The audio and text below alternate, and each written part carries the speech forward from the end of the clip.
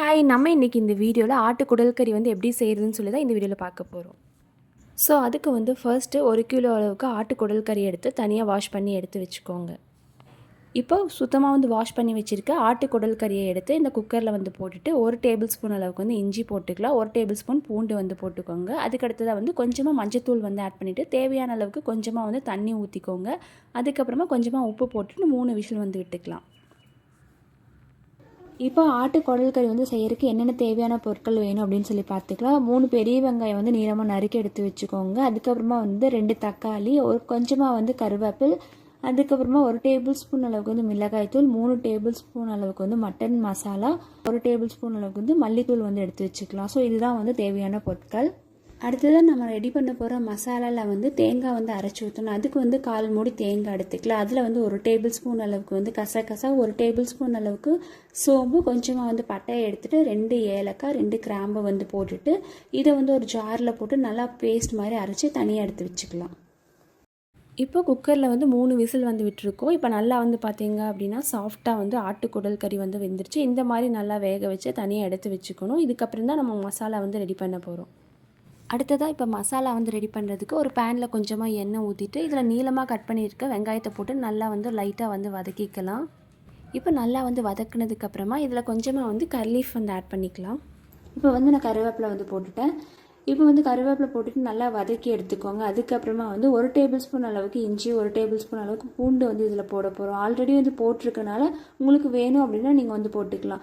நான் இப்போ வந்து 1 டேபிள் ஸ்பூன் அளவுக்கு இஞ்சி பூண்டு போட்டுட்டு இதில் வந்து 2 நறுக்கி வச்சுருக்க தக்காளியை வந்து இதில் வந்து போட்டு நல்லா வதக்கிக்கிறேன். தக்காளி வதங்கிறதுக்கு கொஞ்சமாக வந்து உப்பு போட்டுக்கலாம்.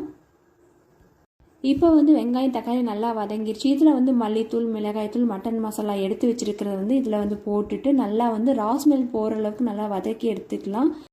இப்போ நல்லா வதங்கினதுக்கப்புறமா வேக வச்சுருக்க குடல் கறி எடுத்து இதில் கொஞ்சமாக வந்து போடணும். ராஸ்மெல் போனதுக்கப்புறமா இதில் வந்து ஆட் பண்ணிக்கலாம். இப்போ 3 விசில் விட்டீங்க அப்படின்னா நல்லா குடல் கறி வந்து வெந்துடும். அப்படி இல்லைன்னா நீங்கள் 4 விசில் கூட விட்டுக்கலாம். இப்போ நம்ம ஆல்ரெடி வந்து வதக்கி வச்சுருக்க மசாலா வந்து ராஸ்மெல் போயிடுச்சு அப்படின்னா இந்த குடல் கறியை வந்து அதில் வந்து போட போகிறோம். ஸோ இந்த மாதிரி வந்து நல்லா வந்து ராஸ்மெல் போனதும் நம்ம இதில் வந்து ஆட் பண்ணலாம். இப்போ கறி வந்து போட்டுட்டு நல்லா வந்து மிக்ஸ் பண்ணதுக்கப்புறமா கறி வேகிறதுக்கு கொஞ்சமாக வந்து ஆல்ரெடி வந்து வேக வச்ச தண்ணியவே வந்து கொஞ்சம் இதில் வந்து ஆட் பண்ணி நல்லா வந்து மிக்ஸ் பண்ணி ஒரு 5 மினிட்ஸ் இந்த மாதிரி மூடி வச்சிடணும். அதுக்கப்புறமா வந்து கொஞ்சமாக நம்ம அரைச்சி வச்சுருக்க தேங்காய் பேஸ்ட் வந்து இதில் வந்து இப்போ மிக்ஸ் பண்ண போகிறோம். இப்போ வந்து அரைச்சி வச்ச தேங்காய் பேஸ்ட் வந்து இதில் கொஞ்சமாக ஊற்றிட்டு நீங்கள் தேவைப்பட்டால் உங்களுக்கு வந்து தண்ணி ஊற்றிக்கலாம். ட்ரையாக வேணும் அப்படின்னா நீங்கள் அளவாக வந்து தண்ணி ஊற்றிட்டு நல்லா மிக்ஸ் பண்ணி மூடி வச்சிங்கனாலே போதும். நான் இப்போ வந்து ட்ரையாக வேணும் அப்படிங்கிறதுனால கொஞ்சமாக வந்து தண்ணி ஊற்றிக்கிறேன். இப்போ வந்து தேங்காய் வந்து சேர்த்துட்டு நீங்கள் 10 மினிட்ஸ் இந்த மாதிரி கொதிக்க வச்சாலே போதும். ஆல்ரெடி வந்து ராஸ்மெல் போயிடுச்சு. ஸோ கொஞ்சமாக வந்து தண்ணி ஊற்றிட்டு நீங்கள் மூடி வச்சுட்டு எண்ணெய் பிரிஞ்சு வரைக்கும் விட்டிங்கனாலே போதும்.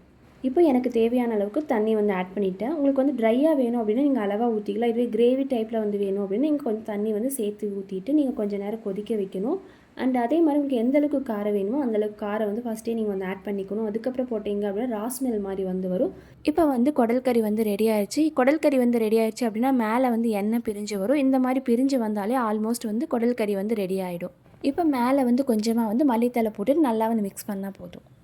இப்போ வந்து டேஸ்டியான காரசாரமான குடல் கறி வந்து சூப்பராக வந்து ரெடி ஆகிடுச்சு. நீங்களும் வந்து இதே மாதிரி செஞ்சு பாருங்கள்.